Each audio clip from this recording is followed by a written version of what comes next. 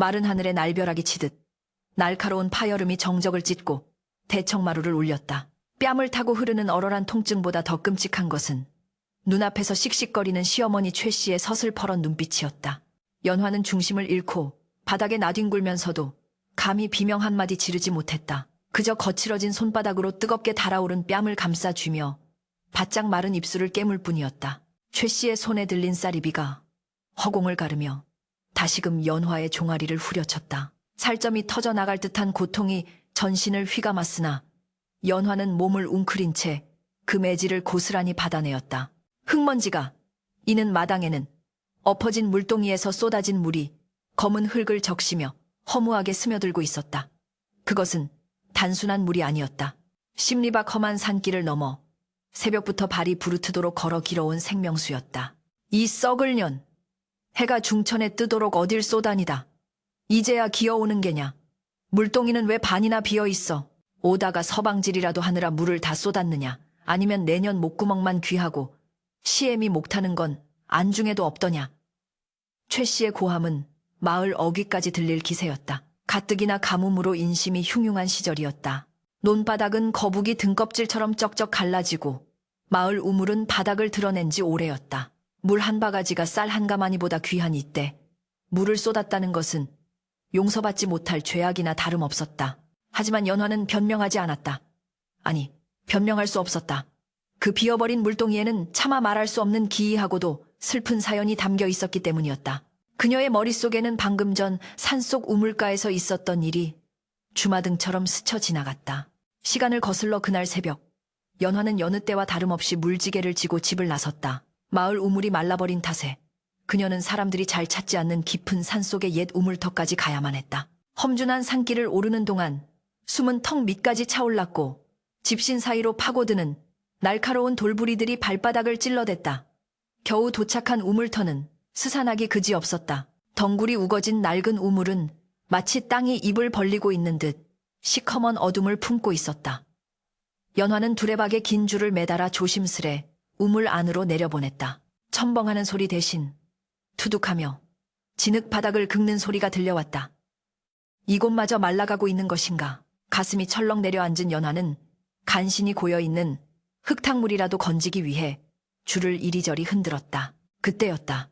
두레박을 끌어올리던 연화의 손끝에 묵직한 진동이 전해졌다. 흙탕물과 함께 올라온 것은 단순한 돌멩이가 아니었다. 아침 햇살을 받아 눈부시게 번뜩이는 황금빛. 그것은 어른 팔뚝만한 크기의 금붕어였다. 그러나 물고기의 상태는 처참했다. 물이 말라가는 우물 바닥에서 얼마나 오랫동안 고통받았는지 비늘은 곳곳이 떨어져 나갔고 아가미는 힘겹게 뻐끔거리고 있었다. 보통의 물고기라면 당장 잡아서 탕을 끓여 시어머니 상에 올렸을 것이다. 굶주림에 지친 시절이니 그 또한 효도라 칭찬받을 일이었다. 하지만 연화는 그 물고기의 눈을 보는 순간 온몸이 굳어버리고 말았다. 그것은 짐승의 눈이 아니었다. 깊고 그윽한 검은 눈동자에는 사람과도 같은, 아니 사람보다 더 깊은 슬픔과 간절함이 담겨 있었다. 물고기는 연화를 올려다보며 마치 살려달라고 애원하듯 꼬리를 파르르 떨었다. 그 순간 연화의 가슴 깊은 곳에서 알 수 없는 연민이 솟구쳤다. 이 미물도 살기 위해 저리 몸부림치는데 내가 어찌 이를 외면하고 죽음으로 몰아넣겠는가. 연화는 잠시의 망설임도 없이 힘들게 길어올린 물동이의 물을 옆에 있는 작은 웅덩이로 쏟아부었다. 그리고는 죽어가는 금붕어를 조심스레 그 웅덩이, 산에서 내려오는 아주 작은 물줄기가 고이는 그곳에 놓아주었다. 물을 만난 금붕어는 기력을 되찾은 듯 힘차게 물살을 가르더니 연화를 향해 3번 머리를 조아리는 심역을 하고는 바위 틈 사이 깊은 물길 속으로 사라졌다. 그 대가는 혹독했다. 물동이를 다시 채우기엔 이미 해가 너무 높이 솟아 있었고 우물의 수위는 더 낮아져 있었다. 결국 연화는 반쯤 채워진, 그것도 흙이 섞인 물동이를 이고 허겁지겁 산을 내려와야 했다. 늦은 귀가와 부족한 물, 그것은 시어머니 최 씨에게 더할 나위 없는 먹잇감이었다. 다시 현실로 돌아와 연화는 종아리에 감기는 쌀이비의 고통을 참아내며 눈물을 삼켰다. 최 씨는 분이 풀리지 않는지 씩씩거리며 마루에 걸터 앉았다. 그녀의 눈은 며느리를 쫓아내지 못해 안달이 난 독사의 눈과 같았다. 일찍이 남편을 여의고 홀로 아들을 키운 최 씨에게 가난한 집안에서 시집온 연화는 눈에 든 가시였다. 더구나 아들이 과거 공부를 위해 절에 들어간 후로는 며느리를 향한 구박이 날로 심해지고 있었다. 내 너를 며느리라고 들인 것이 천추의 한이다. 집안을 일으키지는 못할 망정 들어오는 복도 걷어차는 년. 최 씨는 바닥에 침을 패 뱉으며 소리쳤다. 연화는 흐트러진 옷매무새를 바로하며 무릎을 꿇고 앉았다. 어머니, 잘못했습니다. 다음부터는 날이 새기도 전에 가서 물을 길어 오겠습니다. 부디 노여움을 푸십시오. 연화의 목소리는 떨리고 있었다. 하지만 최 씨의 입가에는 비릿한 냉소가 걸렸다. 그녀는 단순히 며느리를 혼내는 것으로 끝낼 생각이 없었다. 이참에 스스로 제 발로 나가게 만들거나 아니면 죽어서 나가게 만들 작정이었다. 계절은 어느덧 가을을 지나 겨울의 문턱을 넘고 있었다. 가뭄 끝에 찾아온 한파는 뼛속까지 시리게 만들었다. 말은 잘하는구나. 내 정성이 그토록 지극하다면 어디 한번 증명해보아라. 최 씨는 차가운 눈빛으로 연화를 내려다보며 도저히 믿을 수 없는 명령을 내렸다. 안방에 계신 내 시아버지 제사상에 올릴 산딸기를 구해오너라. 붉고 싱싱한 것으로 한 바구니 가득 채워오지 않으면 이 문지방을 넘을 생각일랑 아예 하지 마라. 연화는 자신의 귀를 의심했다. 지금은 온 산천이 눈으로 뒤덮인 한겨울이었다. 풀 한 폭이 찾기 힘든 이 엄동설 안에 산딸기라니. 그것은 불가능을 넘어 나가서 얼어 죽으라는 사형 선고나 다름없었다. 어머니, 지금은 동지 섣달입니다. 산딸기는 봄이나 되어야. 연화가 애원하듯 말끝을 흐렸으나 최 씨는 단호하게 말을 잘랐다. 효성이 지극한 며느리라면 하늘도 감동하여 눈 속에서 꽃을 피운다더라. 내년에 정성이 부족하니 핑계만 대는 것이지. 당장 꼴도 보기 싫으니 나가거라. 쾅 하는 소리와 함께 방문이 닫혔다. 연화는 쫓겨나듯 마당으로 내몰렸다. 얇은 무명 저고리 하나만 걸친 채 살을 애는 듯한 칼바람이 부는 대문 밖으로 나선 연화의 눈앞이 캄캄해졌다. 하얀 눈이 덮인 산은 고요하다 못해 죽음처럼 차가웠다. 어디로 가야 한단 말인가. 갈 곳 없는 서름과 막막함에 연화는 소리 없는 오열을 토해냈다. 그녀의 발걸음은 저도 모르게 지난 여름 금붕어를 살려주었던 그 깊은 산속 우물터로 향하고 있었다. 그것이 생의 마지막이 될지도 모른다는 서글픈 예감을 안고서 하늘에서는 무심하게도 한방 눈이 펑펑 쏟아지기 시작했다. 연화의 어깨 위에 쌓이는 눈은 그녀의 기구한 운명처럼 무겁고 차가웠다. 눈보라가 휘몰아치는 산길을 헤치며 걷는 그녀의 뒤로 길게 이어진 발자국만이 그녀의 고단한 삶을 증명하듯 남겨지고 있었다. 죽음과도 같은 과제를 안고 떠나는 이 길의 끝에 무엇이 기다리고 있을지 연화는 짐작조차 할 수 없었다. 다만 꽁꽁 얼어붙은 손을 호호 불며 며칠 전 꿈속에서 보았던 금빛 물고기의 환영을 떠올릴 뿐이었다. 매서운 칼바람이 산등성이를 핥히고 지나갔다. 눈보라는 마치 성난 짐승처럼 울부짖으며 연화의 얇은 옷자락을 사정없이 뒤흔들었다. 발은 이미 감각을 잃어 나무토막처럼 굳어졌고 속눈썹에는 하얀 성에가 맺혀 시야를 흐렸다. 산짐승조차 굴 속 깊이 숨어버린 엄동설 안의 산속, 오직 연화만이 홀로 위태롭게 서 있었다. 그녀가 도착한 곳은 지난 여름 금붕어를 놓아주었던 그 우물가 웅덩이 앞이었다.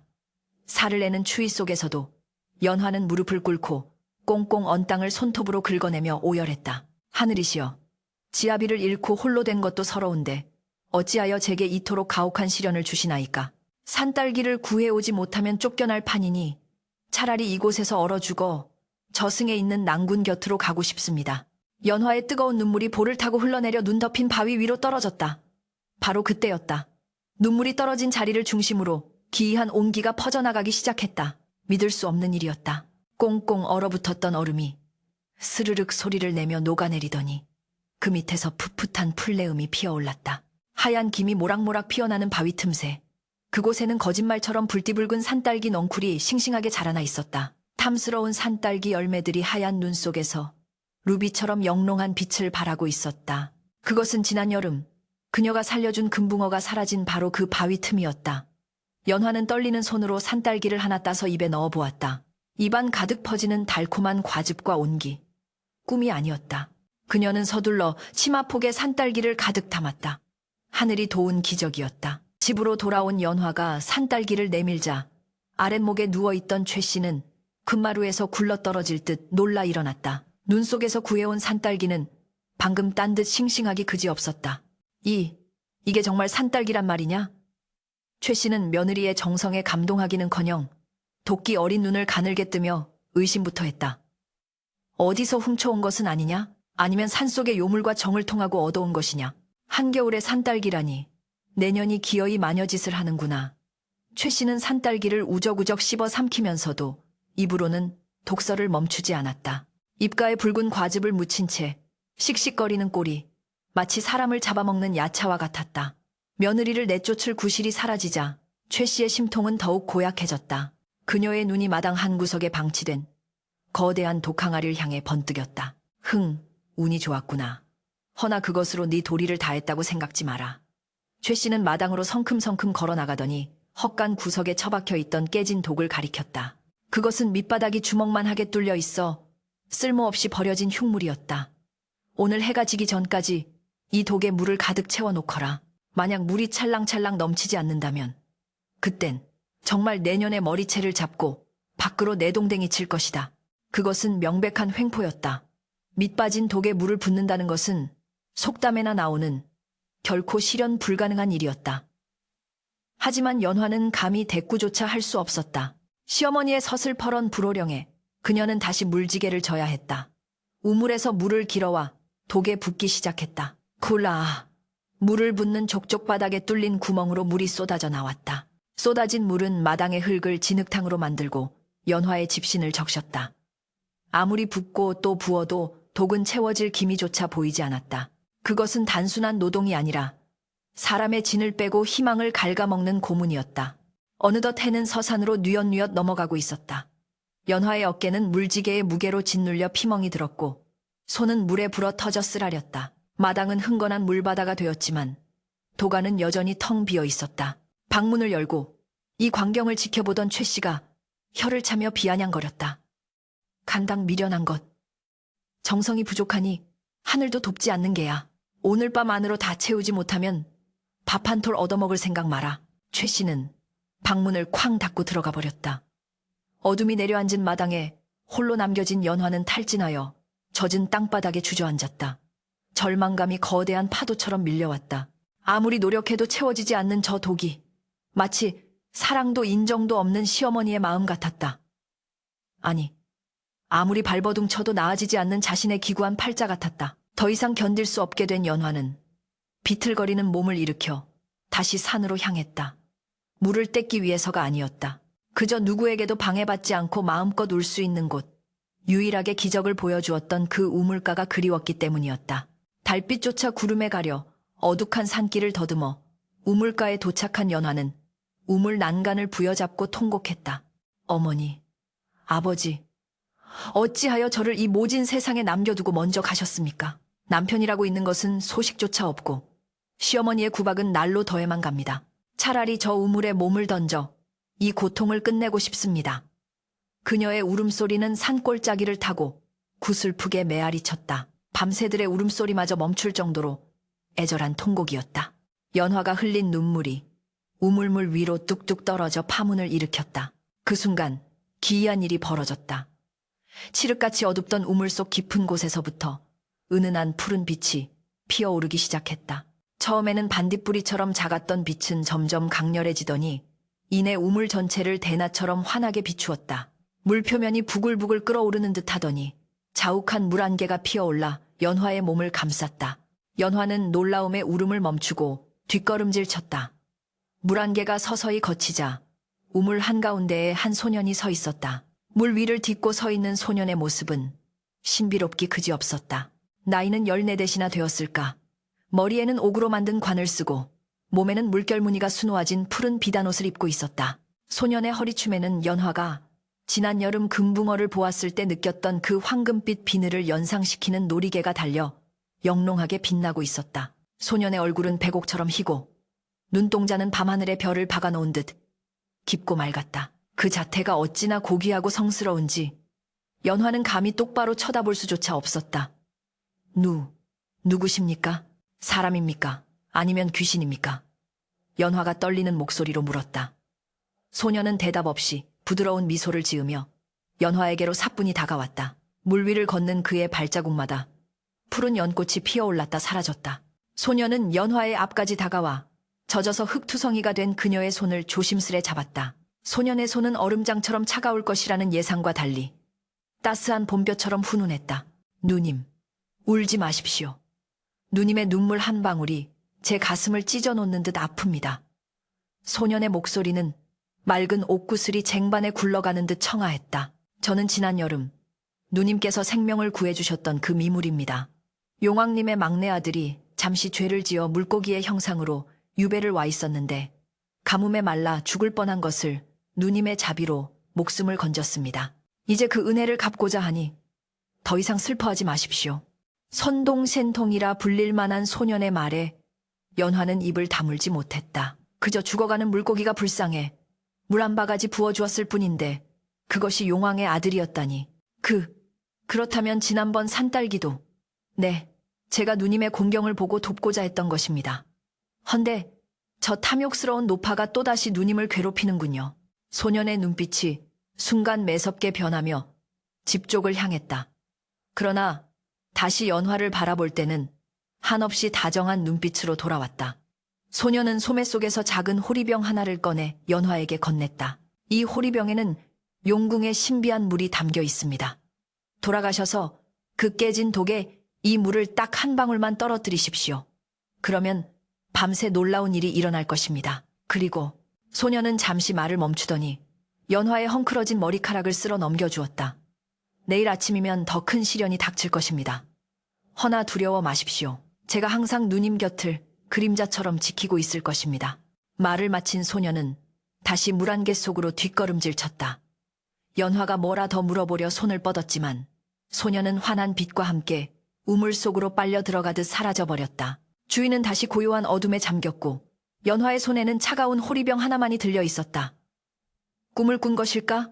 하지만 손에 느껴지는 호리병의 감촉은 너무나 생생했다. 연화는 호리병을 품에 안고 산을 내려왔다. 집마당에 도착했을 때 깨진 독은 여전히 입을 쩍 벌린 채 그녀를 비웃는 듯했다.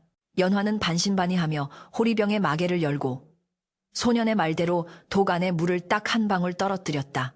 똑! 작은 물방울이 독바닥에 닿는 순간 믿을 수 없는 광경이 펼쳐졌다. 쿠르르! 독 안에서 마치 거대한 폭포수가 쏟아지는 듯한 굉음이 들리더니 순식간에 맑은 물이 차오르기 시작했다. 밑빠진 구멍으로는 단 한 방울의 물도 새어나오지 않았다. 마치 보이지 않는 손이 구멍을 단단히 막고 있는 것 같았다. 물은 찰랑찰랑 독의 아귀까지 차올랐고 넘칠 듯 말 듯한 상태에서 딱 멈추었다. 달빛을 받아 반짝이는 물 표면은 거울처럼 매끄러웠다. 연화는 그 자리에 주저앉아 멍하니 독을 바라보았다. 안도감과 함께 알 수 없는 두려움이 밀려왔다. 이것은 분명 인간의 힘이 아니었다. 시어머니 최 씨가 아침에 나와 이 광경을 본다면 과연 무슨 사단이 날 것인가? 소년이 예고한 더 큰 시련이란 무엇일까? 밤바람에 흔들리는 풍경, 소리가 마치 다가올 폭풍전야의 경고처럼 스산하게 울려 퍼졌다. 방 안에서는 최 씨의 코를 고는 소리가 드르렁드르렁 들려오고 있었다. 내일 아침 저 문이 열리면 이 집안에는 또다시 거친 파란이 일어날 것이 분명했다. 이튿날 아침 동살이 훤히 밝아오자마자 방문을 박차고 나온 최 씨의 눈이 휘둥그레졌다. 그녀의 시선은 마당 한가운데 놓인 독에 못 박혀 있었다. 분명 밑바닥이 깨져버린 폐물이었건만 독 안에는 수정처럼 맑은 물이 찰랑거리고 있었다. 밤새 내린 이슬이라 하기에는 그 양이 너무나 방대했고 누군가 길어다 부었다기에는 물 한 방울 흘린 자국 없이 주변이 너무나 깨끗했다. 최 씨는 홀린 듯 다가가 독의 밑바닥을 더듬어 보았다. 여전히 주먹만 한 구멍이 뻥 뚫려 있었다. 손가락이 쑥 들어가는 구멍 위로 물이 쏟아지지 않고 공중에 뜬 채 고여있는 기이한 형상. 그것은 물리적인 이치로는 설명할 수 없는 궤변이었다. 등골이 오싹해진 최 씨는 뒷걸음질 치며 비명을 질렀다. 이게 무슨 조화란 말이냐. 깨진 독에 물이 고이다니 필시 귀신이 곡할 노릇이로다. 소란에 놀라 부엌에서 나온 연화가 조심스레 다가왔다. 어머니, 어찌 그러십니까? 어제 명하신 대로 독을 가득 채워놓았습니다. 연화의 태연한 대답에 최 씨의 얼굴은 공포에서 분노로 그리고 다시 섬뜩한 의심으로 일그러졌다. 그녀는 연화의 멱살을 잡고 흔들며 고래고래 소리를 질렀다. 내년이 기어이 요술을 부리는구나. 사람이 할 수 없는 일을 해낸 것을 보니 네가 여우 홀린 무당년이거나 산속의 잡기와 붙어먹은 것이 틀림없다. 최 씨의 고함 소리에 옆집 사람들이 담장 너머로 기웃거렸다. 하지만 최 씨는 아랑곳하지 않고 연화를 마당 구석으로 내동댕이 쳤다. 며느리의 효심이나 기적에 감탄하기보다 자신의 상식을 벗어난 현상에 대한 두려움과 며느리를 향한 혐오감이 앞선 탓이었다. 최 씨의 의심은 이제 확신으로 굳어져 가고 있었다. 한겨울의 산딸기도 밑 빠진 독의 물도 인간의 힘으로는 불가능한 일들이었다. 이것을 빌미로 며느리를 내쫓을 명분은 충분했으나 최 씨는 더 확실한 증거를 잡고 싶어 했다. 마을 사람들 모두가 보는 앞에서 며느리가 요물임을 증명하여 멍석마리로 동네에서 아주 매장시켜버릴 작정이었다. 그녀는 창고 깊숙한 곳에서 먼지 쌓인 누에고치와 손뭉치들을 꺼내어 마루 위에 산더미처럼 쌓아 올렸다. 그것은 좋기 10필은 짜고도 남을 엄청난 양이었다. 보통의 아낙네라면 보름 꼬박 밤을 새워도 다 짜지 못할 분량이었다. 내년의 제주가 그리 용하다면 이것도 해낼 수 있겠지. 최 씨는 서슬퍼런 목소리로 명령했다. 오늘 밤 안으로 이 고치들을 모두 풀어 명주 배를 짜놓거라. 만약 내일 아침 닭이 울 때까지 명주 50필을 만들어 놓지 못하면 그땐 네가 요물을 불러들여 집안을 망치려 했다는 죄를 물어 관아에 고발할 것이다. 그것은 명백한 함정이었다. 해내지 못하면 쫓겨날 것이요. 만약 해낸다면 그 또한 요술을 부렸다는 증거가 될 터였다. 이러나 저러나 연화에게는 빠져나갈 구멍이 없는 죽음의 올감이었다. 연화는 눈앞이 캄캄해져 털썩 주저앉았다. 어머니, 이건 사람의 손으로 하룻밤에 할 수 있는 일이 아닙니다. 제발 살려주십시오. 하지만 최 씨는 콧방귀를 뀌며 방문을 걸어 잠갔다. 요술을 부리든 귀신을 부르든 내년 알아서 하거라. 차가운 문소리와 함께 연화는 또다시 절망 속에 남겨졌다. 해는 어느덧 서산으로 넘어가고 방 안에는 어둠이 짙게 깔렸다. 연화는 배틀 앞에 앉아 하염없이 눈물만 흘렸다. 북을 잡을 힘조차 없었다. 이 많은 양을 하룻밤에 짜라니 차라리 죽으라는 소리보다 더 가혹했다. 촛불이 가물거리는 방 안에서 배틀의 그림자가 마치 거대한 괴물처럼 벽에 어른거렸다. 연화는 엉키고 설킨 실타래를 부여잡고 흐느꼈다.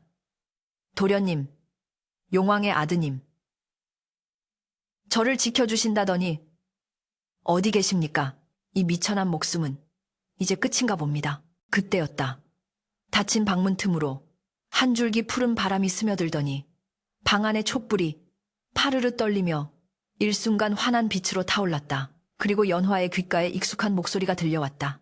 누님, 왜 또 울고 계십니까? 제가 그림자처럼 곁에 있겠다 하지 않았습니까? 고개를 들어보니 배틀 위에 그 선동이 앉아 있었다.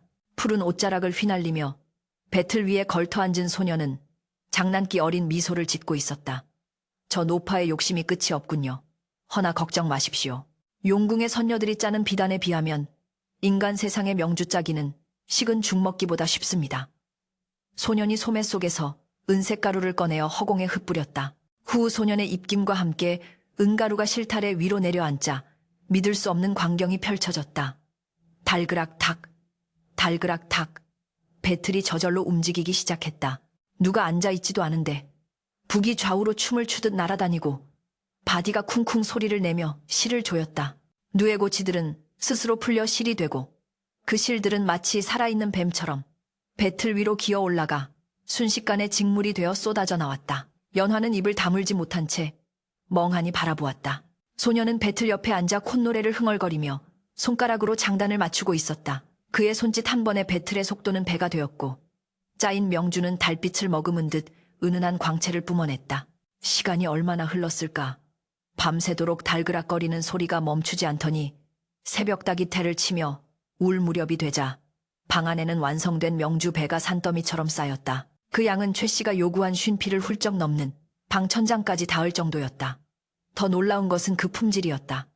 올이 어찌나 곱고 촘촘한지 만져보면 마치 물을 만지는 듯 부드럽고 매끄러웠다. 이것은 인간 세상의 물건이 아니었다. 소녀는 쌓인 명주 더미 위에 누워씩 웃었다. 이 정도면 저 노파도 입을 다물겠지요? 누님, 저는 이제 물러갑니다.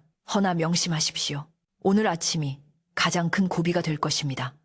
소녀는 다시 푸른 안개와 함께 사라졌고 방 안에는 연화와 명주 산더미, 그리고 고요한 정막만이 남았다. 날이 밝자 최 씨가 기세등등하게 방문을 열어젖혔다.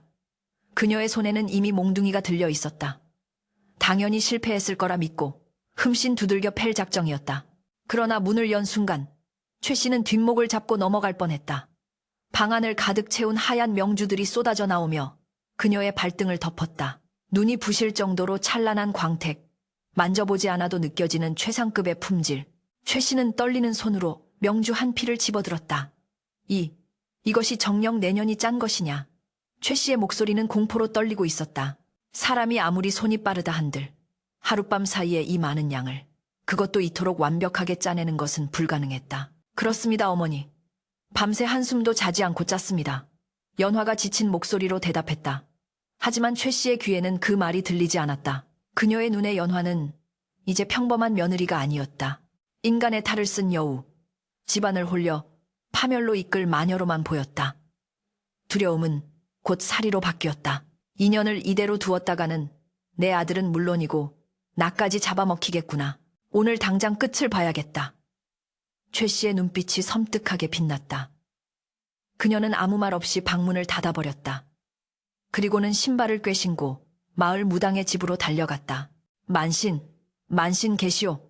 내 집에 요물이 들어왔소. 당장 와서 구술하든 쫓아내든 해야겠소. 최 씨는 헐레벌떡 무당집 대문을 두드렸다.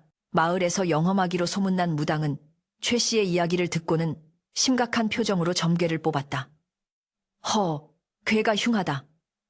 집안에 물의 기운을 가진 요괴가 들어앉았구나. 그년이 너희 집 기운을 다 빨아먹고 있어. 당장 처단하지 않으면 집안이 멸문지화를 당할 것이다.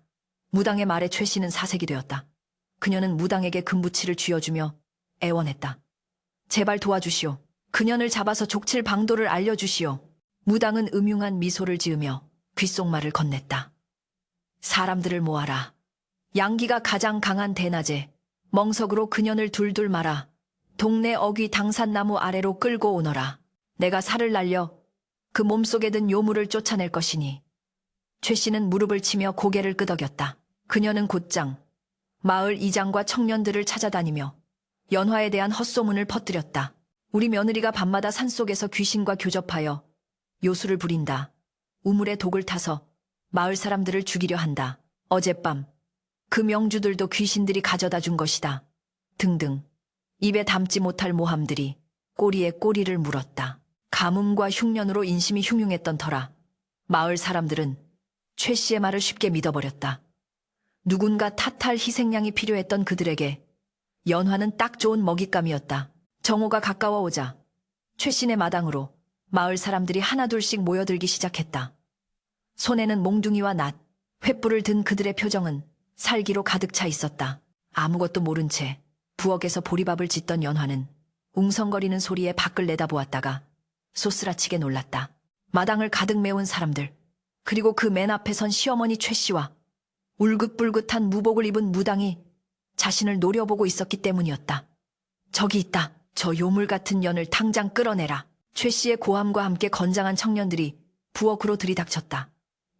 연화는 반항할 틈도 없이 팔이 꺾인 채 마당으로 끌려 나왔다. 이게 무슨 짓입니까?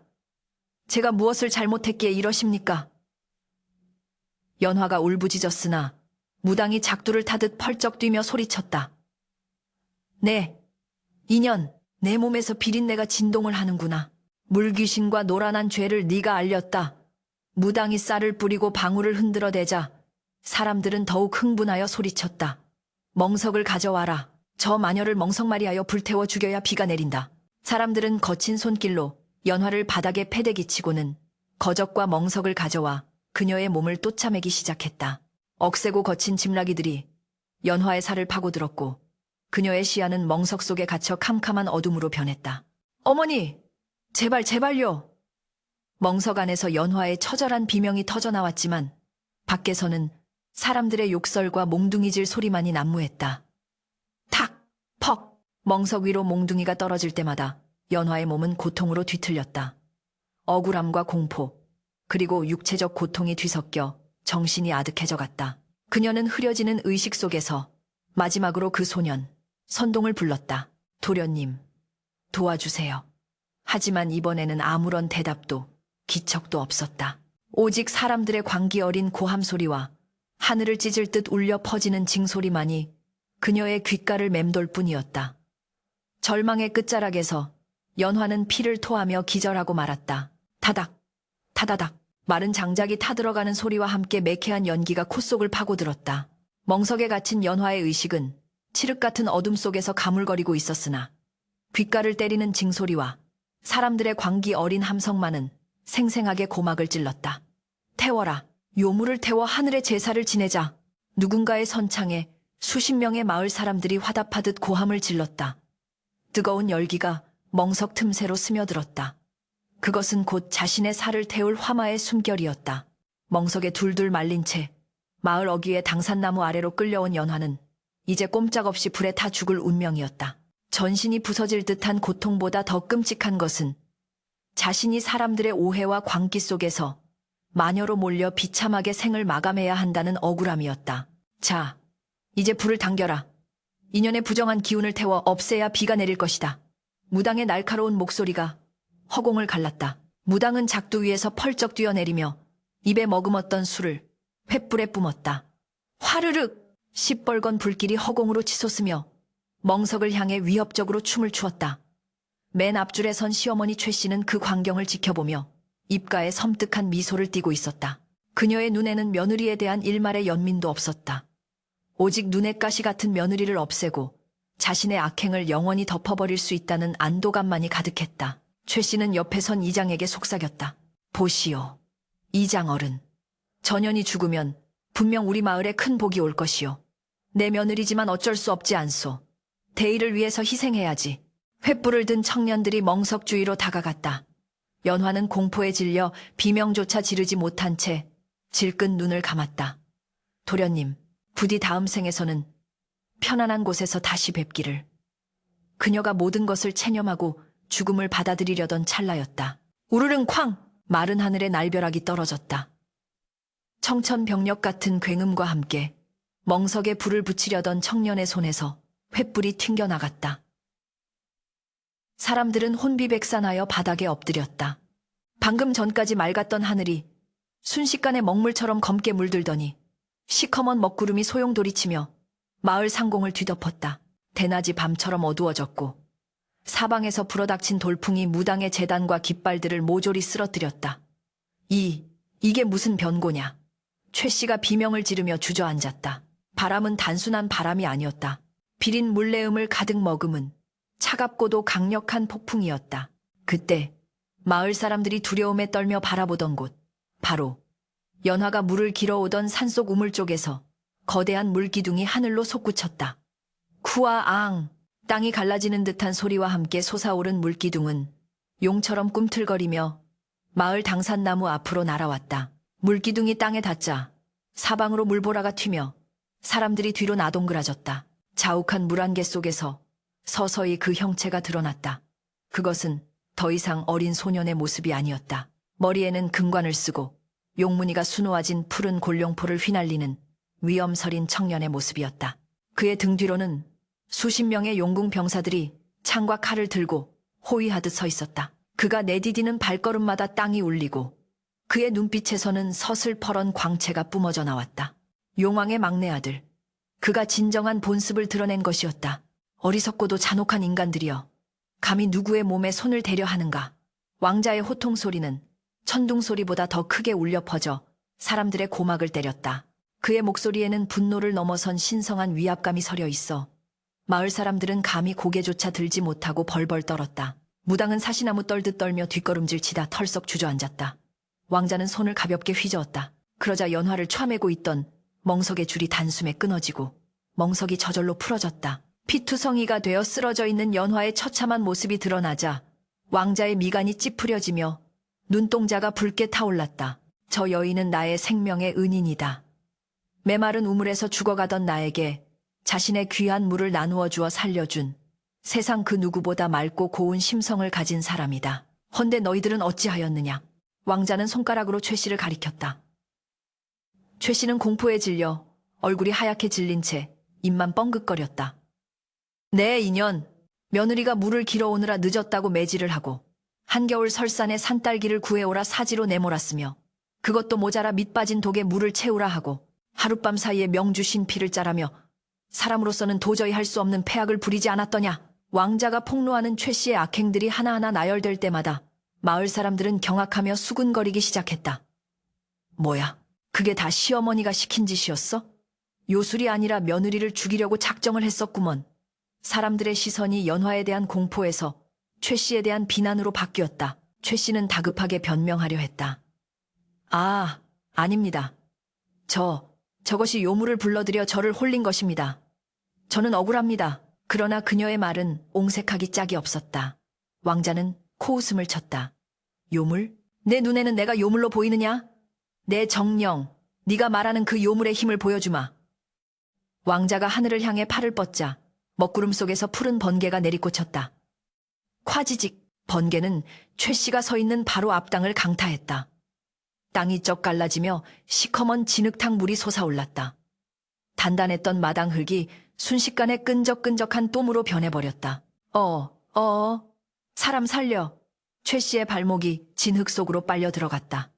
그녀가 발버둥칠수록 몸은 더 깊이, 더 빠르게 가라앉았다. 무릎까지, 허벅지까지, 그리고 허리까지. 차가운 진흙이 뱀처럼 그녀의 몸을 휘감았다.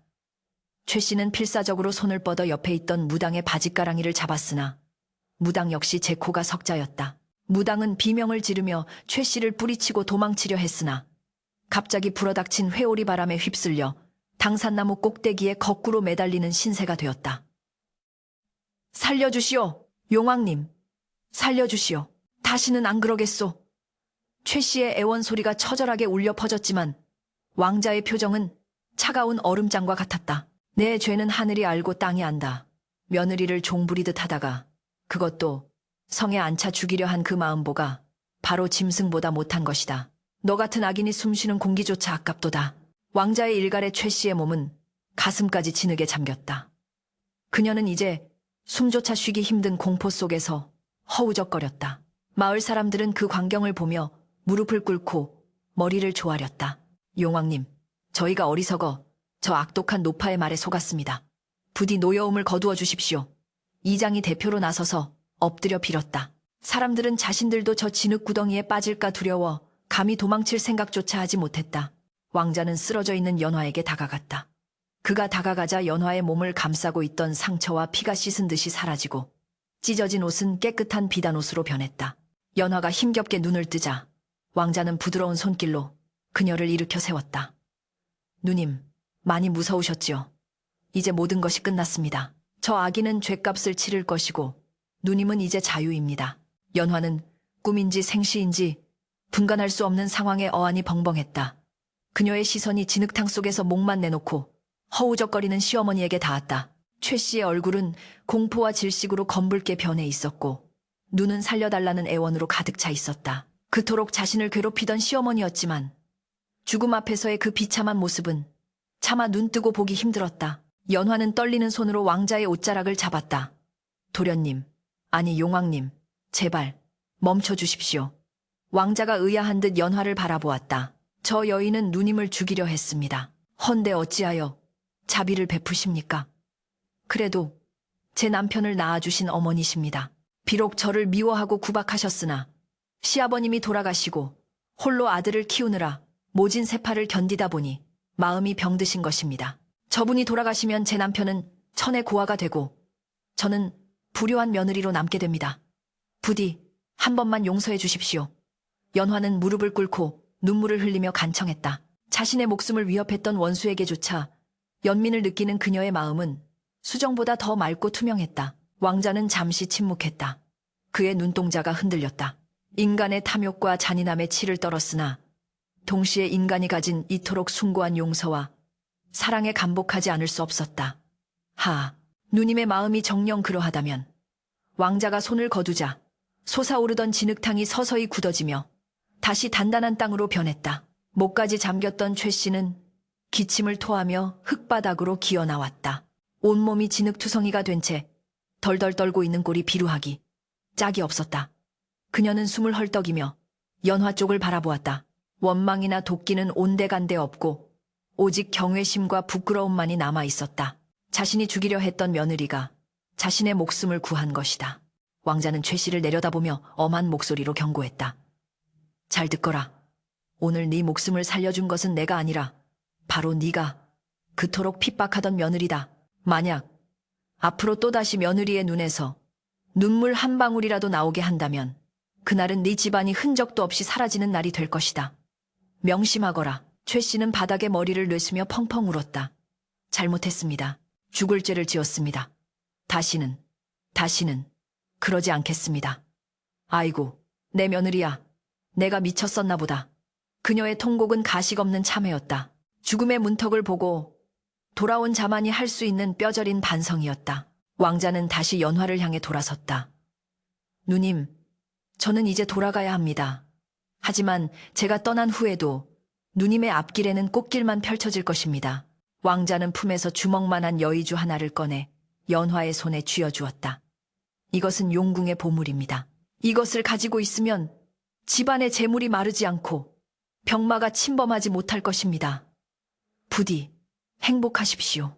말을 마친 왕자는 다시 물기둥과 함께 하늘로 솟구쳤다. 먹구름이 걷히고 맑게 갠 하늘에서 한 줄기 햇살이 연화의 위로 쏟아져 내렸다. 당산나무 꼭대기에 매달려 있던 무당은 밧줄이 풀리며 똥물통 위로 처박혔고 마을 사람들은 넋을 잃고 용이 승천하는 하늘을 바라보았다. 기적과 심판, 그리고 용서가 휘몰아친 당산 마당에는 이제 따스한 평화가 깃들기 시작했다. 먹구름이 물러간 하늘은 갓시 서낸 옥처럼 맑고 투명했다. 용왕의 아들이 승천한 자리에 찬란한 오색 무지개가 걸리더니 이내 대지를 적시는 보슬비가 내리기 시작했다. 그것은 폭풍우가 아니었다. 갈라진 논바닥을 적시고 타들어가던 농심을 달래주는 마을 사람들이 그토록 기다리던 단비였다. 비다, 비가 온다. 사람들은 멍석과 몽둥이를 내던지고 빗물 속에 뛰어들어 덩실덩실 춤을 추었다. 흙탕물 범벅이 된 마당 한가운데 연화와 시어머니 최 씨만이 서로를 마주보고 앉아 있었다. 최 씨는 진흙이 잔뜩 묻은 손으로 연화의 옷자락을 잡으려다 자신의 더러운 손이 며느리의 고운 비단옷을 더럽힐까 주저하며 손을 거두었다. 그 오만하고 기세등등하던 모습은 온데간데 없고 마치 죄지은 어린아이처럼 어깨를 늘어뜨린 노파만이 있을 뿐이었다. 아가, 내 며느리야. 최 씨의 입술이 파르르 떨렸다. 목구멍에서 울컥 치밀어 오르는 뜨거운 것을 참지 못하고 그녀는 결국 땅을 치며 오열했다. 내가 눈이 멀었었나 보다. 귀신에 홀린 게 아니라 내 욕심에 내 눈이 멀어 보석 같은 며느리를 돌로 보았구나. 나를 살린 것이 내 년. 아니, 너라니. 이 늙은 년이 무슨 낯으로 너를 보겠느냐. 차라리 혀를 깨물고 죽는 게 낫지. 최 씨가 바닥에 머리를 도스려 하자 연화가 기겁하며 시어머니를 와락 끌어안았다. 어머니, 그러지 마십시오. 지난 일은 모두 액땜한 셈 치면 됩니다. 저기 내리는 비를 보십시오. 하늘도 우리 집안의 묵은 때를 씻어주려 하시는 겁니다. 연화는 자신의 소매로 최 씨의 얼굴에 묻은 진흙을 닦아주었다. 따뜻한 며느리의 손길이 닿자 최 씨는 하염없이 눈물을 흘렸다. 그것은 평생 쌓아온 도끼와 아집이 녹아내리는 눈물이었다. 그날 이후 최 씨는 완전히 다른 사람이 되었다. 마을 사람들은 그 변화를 두고 하늘이 사람을 새로 빚어 보냈다며 혀를 내둘렀다. 며칠 후 집안의 경사는 겹으로 찾아왔다. 용왕의 아들이 주고 간 여의주를 안방 깊숙한 곳에 모셔두자 신기하게도 집안에 쌀독이 비지 않았고 곳간에는 재물이 쌓이기 시작했다. 그뿐만이 아니었다. 몇 년간 소식이 끊겨 죽은 줄로만 알았던 남편이 한양에서 과거에 급제하여 금에 환향한 것이다. 남편이 어사화를 꽂고 말을 타고 마을로 들어오던 날 온 동네가 떠나가라 잔치가 벌어졌다. 남편은 아내의 헌신과 어머니의 개과천선 소식을 듣고 연화의 손을 꼭 잡으며 눈시울을 붉혔다. 부인, 그간의 고생은 내 평생을 바쳐 갚으리다. 세월은 유수와 같이 흘렀다. 연환의 기와집 담장 너머로는 언제나 웃음소리가 끊이지 않았다. 최 씨는 이제 마을에서 며느리 자랑을 가장 많이 하는 팔불출 시어머니가 되었다. 동네 우물가에 나갈 때면 최 씨의 입은 쉴 새가 없었다. 아이고, 우리 며느리가 어제는 산삼을 다려오지 않았겠나. 내가 늙어 입맛이 없다고 하니 새벽부터 일어나 전복죽을 쑤어다 바치는데 세상에 그런 효부가 없어. 전생에 내가 나라를 구했지. 암. 사람들은 최 씨의 너스레에 핀잔을 주면서도 그들 고부의 다정한 모습에 부러움의 눈길을 보냈다. 옛날 그 서슬퍼런 호랑이 시어머니의 전설은 이제 술자리 안주거리로 남았을 뿐이었다. 어느 화창한 봄날, 연화와 최 씨는 마루에 앉아 따뜻한 차를 마시고 있었다. 마당 한편에는 이제는 쓰지 않지만 교훈으로 남겨둔 그 깨진 독이 꽃병이 되어 철쭉을 가득 품고 있었다. 깨진 틈 사이로 뿌리를 내린 꽃들은 그 어느 꽃보다 붉고 탐스럽게 피어 있었다. 최 씨가 찻잔을 내려놓으며 지그시 연화를 바라보았다. 그녀의 눈가에는 주름이 가득했지만 눈빛만은 갓난아이처럼 맑고 평온했다. 연화야, 기억나느냐? 그 추운 겨울날 내가 너에게 산딸기를 구해오라 했을 때 말이다. 연화는 미소를 지으며 고개를 끄덕였다. 어찌 있겠습니까, 어머니. 그때는 정말 하늘이 무너지는 줄 알았습니다. 그때 네가 나를 원망하며 도망쳤더라면 우리 집안은 풍비박산이 났겠지. 네, 그 착한 마음씨가 죽어가던 물고기를 살리고 도끼 품은 이 늙은이도 살리고 우리 집안을 일으킨 게야. 최 씨는 연화의 손을 잡고 쓰다듬었다. 거칠었던 며느리의 손은 이제 고생을 덜어고 왔지만 최 씨의 마음속에는 그 옛날 불운이 있던 손등의 상처가 훈장처럼 새겨져 있었다. 고맙다. 내 며느리가 되어주어서, 그리고 나를 포기하지 않아 주어서 정말 고맙다. 어머니도 참 별 말씀을 다 하십니다. 우리는 가족이 아닙니까? 두 사람의 그림자가 봄볕 아래 하나로 포개졌다. 처마 밑 풍경이 바람에 흔들리며 맑은 소리를 냈다. 마치 먼 옛날 우물 속에서 들었던 용왕 아들의 웃음소리처럼 청아하게 울려 퍼졌다. 이야기는 여기서 끝을 맺는다. 세상 사람들은 이 이야기를 전하며 혀를 차거나 무릎을 치곤 한다. 혹독한 시련 앞에서도 잃지 않았던 연화의 선한 마음은 결국 짐승뿐만 아니라 사람의 마음까지 움직였고 하늘마저 감동시켰다. 반면 욕심에 눈이 멀어 천륜을 저버릴 뻔했던 최 씨는 죽음의 문턱에서야 비로소 참된 도리를 깨달았다. 인과응보, 인고잉보라 했다. 콩 심은 데 콩 나고 팥 심은 데 팥 나듯 선한 인연을 심으면 반드시 복된 열매가 맺히는 법이다. 비록 지금 당장은 밑 빠진 독에 물 붓기처럼 허망하고 억울해 보일지라도 그 바닥을 채우는 것은 물이 아니라 포기하지 않는 진심일 것이다. 오늘 밤 당신의 꿈자리에도 푸른 옷을 입은 선동이 찾아와 묻을지도 모른다. 당신의 우물에는 어떤 마음이 담겨 있습니까?